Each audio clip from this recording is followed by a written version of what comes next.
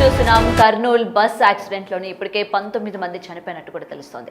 మరి ఆ 19 మందిలోని 18 మంది డెడ్ బాడీలను అయితే పక్కన పెట్టడం జరిగింది. దానికి సంబంధించి బంధువులందరూ కూడా వస్తూ ఉన్నారు. ఎవరి డిఎన్ఏలకు సంబంధించి వాళ్ళు మ్యాచ్ అయిన తర్వాత అప్పుడు ఆ బాడీల్ని ఆ కుటుంబ సభ్యులకి ఇస్తామన్నట్టు కూడా తెలుస్తోంది. మరి అయితే 19వ వ్యక్తి ఎవరు అన్నదే ఇప్పుడు కీలకంగా మారింది. ఇక్కడ ప్రెసెంట్ మనం చూసుకున్నట్లయితే ఈ 19వ వ్యక్తికి సంబంధించి వాళ్ళ యొక్క కుటుంబ సభ్యులు రాకపోవడం కావచ్చు. మరి అయితే ఆ 19వ వ్యక్తి అంటే ఆ చనిపోయిన ఆ ఒక్క వ్యక్తి ఎవరు, ఎందుకు కుటుంబ సభ్యులు రాలేదు, అండ్ ఇప్పటి వరకు కూడా ఎక్కడా కూడా ఆయన మిస్సింగ్ అయినట్టు కూడా ఆల్రెడీ పోలీసులు అందరూ కూడా విచారణ చేపట్టారు. మరి ఆ 19వ వ్యక్తి ఎవరైతే ఉన్నారో ఒకవేళ మిస్ అయినట్టు కానీ లేకపోతే కుటుంబ సభ్యులు ఎక్కడైనా మిస్సింగ్ కేసు నమోదు చేసినట్టు కానీ ఏ విధమైన కంప్లైంట్లు కనుక ఉన్నట్లయితే వెంటనే టోల్ ఫ్రీ నెంబర్స్కి కాల్ చేయమని కూడా ఇప్పటికీ చెప్పినట్టు కూడా తెలుస్తోంది.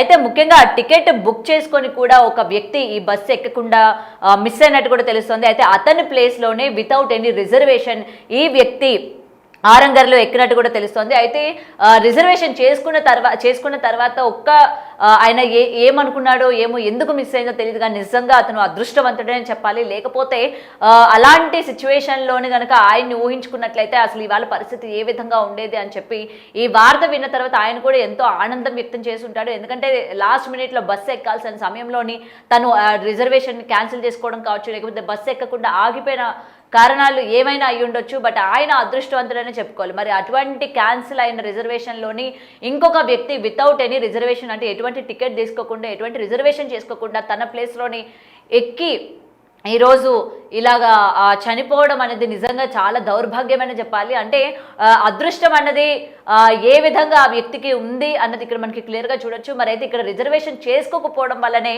ఈ వ్యక్తి ఎవరన్నది డీటెయిల్స్ ఇప్పటివరకు కూడా గుర్తించకపోవడం అన్నది ఇక్కడ మనకి తెలుస్తుంది. ఎందుకంటే ఆల్రెడీ రిజర్వేషన్ చేసుకున్న వాళ్ళందరి డీటెయిల్స్, అంటే వాళ్ళు ఎక్కడ రిజర్వేషన్ చేసుకున్నారు, వాళ్ళ యొక్క డ్రాపింగ్ పాయింట్స్ ఏంటి ఉన్న ఆ డీటెయిల్స్ వల్ల ఎవరి ఫ్యామిలీ మెంబర్స్ ఎవరి బాడీ ఏంటి అని చెప్పి వాళ్ళ యొక్క ఫ్యామిలీ మెంబర్స్కి పోలీసులు ఇంటిమేట్ చేయడం కూడా జరిగింది.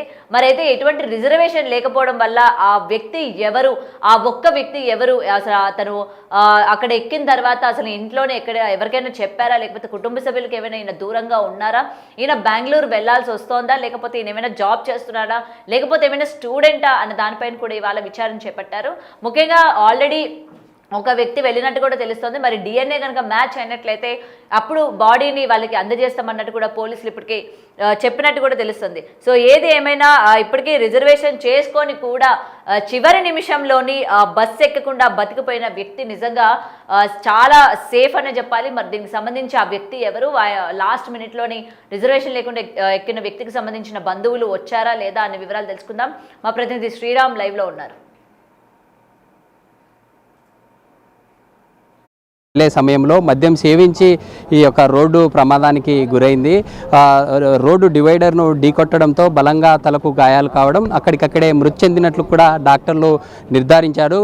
ఇప్పుడు కేవలం ఇదంతా కూడా శివశంకర్ మద్యం సేవించడం వల్లే ఈ ఘటన చోటు చేసుకుందంటూ కూడా యావత్తు దేశమంతా కూడా శివశంకర్ మద్యం సేవించడం వల్లే ఇలాంటి ఘటన, ఒక్కరి వల్లే ఇలాంటి ఘటన చోటు చేసుకుందంటూ కూడా అందరూ వారు ఆ రోజు చేసినటువంటి తీరుపై మండిపడుతున్నటువంటి పరిస్థితి. అయితే మనం చూస్తూ ఉన్నాం కర్నూలు జీజీహెచ్లో ఉన్న పోస్టుమార్టం గది ఏదైతే ఉందో ఇప్పటికే బంధువులు ఎవరైతే ఉన్నారో దాదాపు 19 మంది బస్సులో సజీవమైన తర్వాత 19 మంది సంబంధిత ఆనవాళ్ళ కోసం ఆ బాడీలో ఉన్నటువంటి శాంపిల్స్తో పాటు ఇటు బంధువుల బ్లడ్ శాంపిల్స్ను సేకరించి అధికారులు ఇక్కడ నుండి నేరుగా అమరావతిలో ఉన్న ఫోరెన్సిక్ ల్యాబ్కు పంపించడం జరిగింది. ఆ పరీక్షలన్నీ కూడా పూర్తి కావడంతో ఈరోజు తాజాగా కర్నూలు జీజీహెచ్కు మరోసారి బ్లడ్ శాంపిల్స్ ఏవైతే పంపారో బ్లడ్ శాంపిల్తో పాటు డిఎన్ఏ పరీక్షలు 2 కూడా మ్యాచ్ అయ్యాయి. 2 మ్యాచ్ అయిన తర్వాతనే బంధువులకు అప్పచెప్పనున్నారు. మనం చూస్తూ ఉన్నాం. మన వీడియో జర్నలిస్ట్ రాజు విజువల్లో జూమ్ చేసి చూపించే ప్రయత్నం చేస్తారు. అక్కడ మనం చూసే కార్నర్ ఏదైతే ఉందో పోస్టుమార్టం గది పక్కనే ఇప్పటికే జిల్లా ఎస్పీతో పాటు ఇటు రెవెన్యూ వివిధ శాఖల అధికారులందరూ కూడా ఎవరైతే దాదాపు 18 మంది బాధితులు ఎవరైతే ఉన్నారో 18 మంది బాధితుల బంధువులందరూ కూడా ఇక్కడికి చేరుకున్నారు. బంధువులందరూ కూడా చేరుకొని మొదటగా వీటన్నిటికి సంబంధించి అన్ని రకాలైనటువంటి ఏర్పాట్లు చేసుకున్నారు. అధికారులు ఇక్కడ నుండి నేరుగా 18 అంబులెన్స్ల ద్వారా 6 రాష్ట్రాలకు చెందినటువంటి పర్సన్స్ ఎవరైతే ఆ రోజు బస్సు ప్రమాదం చోటు చేసుకున్న తర్వాత మృత్యువాత మృతపడ్డారో వారందరికీ ఇక్కడ నుండి నేరుగా ఇప్పటికే తెలంగాణ రాష్ట్ర ప్రభుత్వం 9 అంబులెన్స్లను సిద్ధం చేసి ఇక్కడ నుండి నేరుగా ఎవరైతే తెలంగాణ రాష్ట్రానికి చెందినటువంటి వారు మృతి చెందారో వారి తమ కుటుంబ సభ్యులను తీసుకొని వెళ్ళి అక్కడికి వారికి అప్పచెప్పేటటువంటి పరిస్థితి. అయితే ఇలాంటి సిచ్యువేషన్లో 6 ప్రాంతాల్లో 6 రాష్ట్రాలకు చెందినటువంటి వారందరినీ కూడా ఇక్కడ నుండి నేరుగా అంబులెన్స్ల ద్వారా ఏపీ ప్రభుత్వం కూడా ఈ అంశానికి సంబంధించి ఎప్పటికప్పుడు ఏర్పాట్లు చేస్తూ ముందుకెళ్తుంది. మనం చూస్తూ ఉన్నాం. ఎవరైతే ఈ బాధిత రోజు బస్సు ప్రమాదాన్ని చోటు చేసుకున్న తర్వాత మృతి చెందారో ఆ బాధిత బంధువులందరూ కూడా ఆ కార్నర్లో మనం చూస్తూ ఉన్నాం. అధికారులు వారి నుండి ఇప్పటికే DNA శాంపుల్స్ సేకరించిన తర్వాత వీరి యొక్క బ్లడ్ శాంపిల్ అంతా కూడా మ్యాచ్ అయింది. మ్యాచ్ అయిన తర్వాత కొన్ని ప్రూఫ్స్ అధికారులు వారి నుండి సేకరించిన తర్వాత వారికి డెడ్ బాడీస్ అప్పచెప్పి ఛాన్స్ ఉంది. మనం చూస్తున్నాం ముందరుండే అంబులెన్స్తో పాటు పక్కనే ఏదైతే పోస్ట్మార్టం గది ఉందో అక్కడ కూడా 2 అంబులెన్స్లను సిద్ధం చేసిన పరిస్థితి. 1 by 1 ఈ యొక్క మృతదేహాలను అప్పచెప్పే కార్యక్రమం అయితే పూర్తయింది. ఇప్పటికే అధికారులు ఒక్కొక్కరికి యొక్క డెడ్ బాడీస్ ఇచ్చిన తర్వాత నేరుగా ఎవరైతే ఈ 2 తెలుగు రాష్ట్రాలకు సంబంధించి తెలంగాణలో 6 మంది, ఇటు ఏపీకి సంబంధించినటువంటి 6 మంది, మిగతా వివిధ రాష్ట్రాలకు సంబంధించి ఎవరైతే ఉన్నారో వారందరినీ ఇక్కడ నుండి నేరుగా తమ ప్రాంతాలకు తరలించే విధంగా అన్ని రకాలైనటువంటి ఏర్పాట్లు చేశారు. అయితే 19వ పర్సన్ ఎవరైతే ఈ చిత్తూరు జిల్లాకు చెందిన త్రిమూర్తులు అనేటటువంటి పర్సన్ ఉన్నారో ఆ రోజు 3 రోజుల క్రితం చిత్తూరు జిల్లాకు చెందినటువంటి త్రిమూర్తులు హైదరాబాద్ నుండి చిత్తూరుకు బెంగళూరుకు వచ్చే సమయంలోనే మిస్ అయ్యారంటూ కూడా వారు బంధువులు కూడా రావడం జరిగింది. వారి శాంపిల్ కూడా నిన్న రాత్రి బ్లడ్ శాంపుల్ కలెక్ట్ చేశారు. ఆ బాడీకి DNA మ్యాచ్ కావడంతో ఖచ్చితంగా త్రిమూర్తులకు ఆ డెడ్ బాడీ కూడా అప్పచెప్పే ఛాన్స్ ఉంది.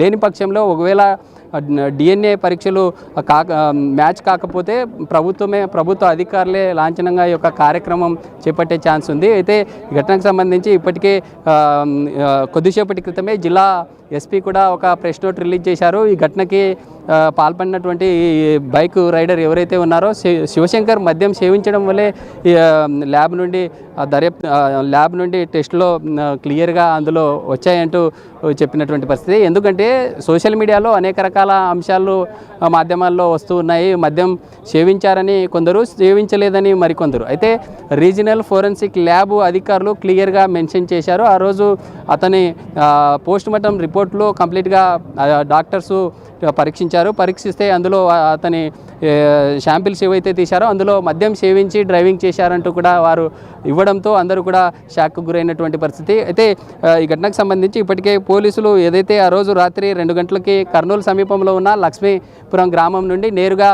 ఏదైతే పెట్రోల్ బంకులో 2:24 నుండి 2:26 4 నిమిషాల పాటు అక్కడే పెట్రోల్ బంకులో కొంత వీరంగంలాగా సృష్టించడం జరిగింది. మొదట పెట్రోల్ బంకులో పెట్రోల్ లేకపోవడంతో కొంత అరుపులు కేకలు వేశారు. అక్కడ నుండి బైక్ స్టంట్ చేస్తూ ముందుకెళ్ళిన పరిస్థితి. అయితే ఏదైతే లక్ష్మీపురం నుండి పెద్దటేకూరు సమీపంలో ఉన్న పెట్రోల్ బంక్ ఉందో ఆ రెండింటికి మధ్యలో దాదాపు 6 నుండి 7 కిలోమీటర్లు ఉండే ఛాన్స్ ఉంది. మధ్యలో పక్కనే జాతీయ రహదారి కానుకొని ఒక మద్యం షాప్ కూడా ఉంది. ఆ మద్యం షాప్లో ఏదన్నా మద్యం సేవించారా లేకుంటే ఏం జరిగిందనేటటువంటి కోణంలో కూడా పోలీసులు దర్యాప్తు చేస్తూ ముందుకెళ్తున్నటువంటి పరిస్థితి. ఇప్పటికే ఎర్రిస్వామిని కూడా నిన్న సాయంత్రము సీన్ రీకన్స్ట్రక్షన్లో భాగంగా అక్కడికి తీసుకొని వెళ్ళడం జరిగింది.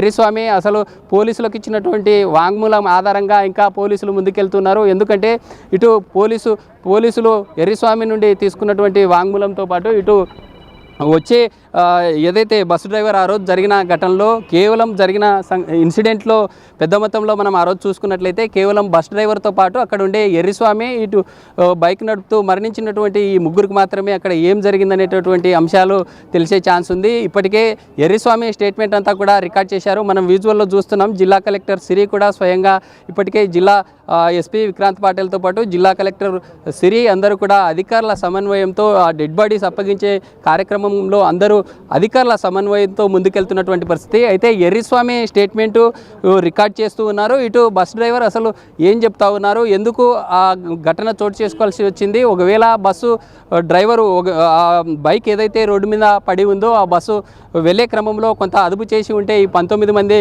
ఈరోజు నిజంగా బ్రతికుండేవారంటూ కూడా యావత్తు సమాజం అంతా బస్సు డ్రైవర్ను ఓ పక్క తప్పుపడతా ఉంది. ఇంకో పక్క శివశంకర్ ఎవరైతే ఆ యొక్క బస్సు ప్రమాదం జరిగిన సమయంలో మద్యం సేవించి ఇలా చేయడం వల్లే ఈ దాదాపు 19 కుటుంబాలు ప్లస్ ఈ శివశంకర్ కుటుంబం కూడా రోడ్డు మీద పడిందంటూ కూడా ఇటు బాధిత కుటుంబాలు కావచ్చు లేదా నెటిజన్స్ అంతా కూడా సోషల్ మీడియాలో వివిధ రకాల కామెంట్ చేస్తున్నటువంటి పరిస్థితి. అయితే ఇప్పటికే అధికారులు ఏదైతే దాదాపు 18 డెడ్ బాడీకి సంబంధించి వారి నుండి సేకరించిన డిఎన్ఎస్ కావచ్చు, బ్లడ్ శాంపిల్స్ అంతా కూడా క్లియర్గా మ్యాచ్ అయ్యాయి. వాటన్నింటినీ బాడీస్ని అన్నింటినీ కూడా ఇస్తున్నారు.